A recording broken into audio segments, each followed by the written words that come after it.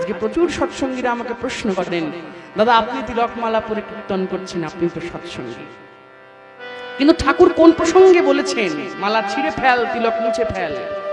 যারা ভণ্ড আচরণ করে গোবিন্দের নামে মিথ্যা প্রচার করে, যারা ভক্তির নামে সনাতন ধর্মকে অবক্ষয়ের পথে নিয়ে যায়, প্রভু তাদেরকে বলেছেন এই নববৃন্দাবন দেওঘরে বসে তোমরা তিলকমালা খুলে ফেলো, কারণ তোমরা এক একটি রাক্ষসের অবতার। তোমাদের জন্য আজকে সনাতন ধর্মের অবস্থা। খুলে ফেলো তিলক, মুছে ফেলো, সবকিছু মুছে ফেলো। সুতরাং ওই সময় যেমন জগাই মাধাই ছিল, এই অবতারেও জগাই মাধাই ছিল। প্রমাণ ব্রজগোপাল দত্ত রায়ের বই।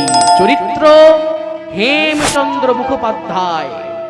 দুবেলা দুবোতল মদে যদি না ডুবে থাকেন, হেমচন্দ্র মুখোপাধ্যায়ের রাতের ঘুম হয় না। আমি তো হিমায়তপুর থেকে এলাম, ঠাকুরের যে বাড়ি আছে সেই বাড়ি আজকে পাগলা কারণ। বড় কষ্ট হয় বলতে, আমরা বিরাট বিরাট অট্টালিকা করেছি, বিরাট বিরাট। ঠাকুরকে খাওয়াচ্ছেন বর্দা, পূজ্যপাদ বর্দা ঠাকুরকে খাওয়াচ্ছেন, আর ঠাকুরকে বলছেন বাবা প্রচুর মন্দির হয়েছে, প্রচুর শ্রী মন্দির হয়েছে। ঠাকুর উত্তর করছেন, বড় খোকা তোমরা এক একটা শ্রীমন্দির হয়ে ওঠো। ঠিক তেমন আজকে অনেক শ্রীমন্দির হয়েছে, প্রচুর সৎসঙ্গী, কোটি কোটি লক্ষ লক্ষ সৎসঙ্গী। আমি অখণ্ড সৎসঙ্গ ধরলাম, আমি ভাগ ধরলাম না, অখণ্ড সৎসঙ্গ। এত সৎসঙ্গ হয়ে লাভ কি যদি ঠাকুরের বাড়িটাকে আমরা উদ্ধার না করতে পারি?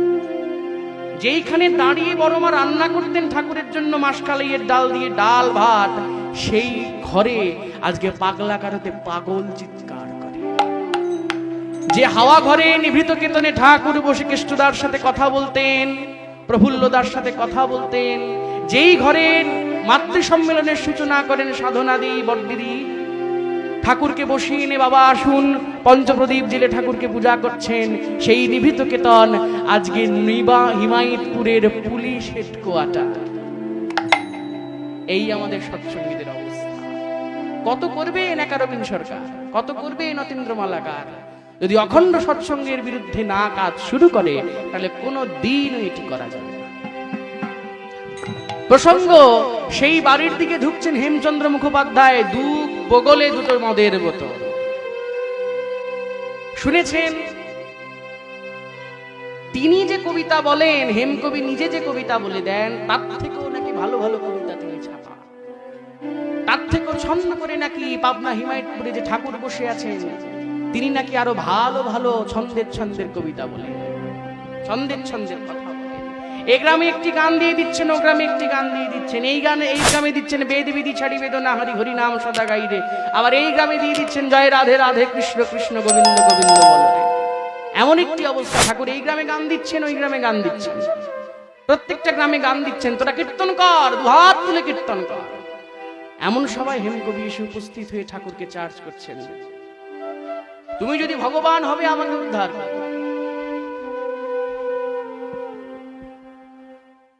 ঠাকুর আদেশ করলেন, অনুমতি দিলেন আশ্রমে থেকে যাওয়া। আশ্রমে থেকে গেলেন।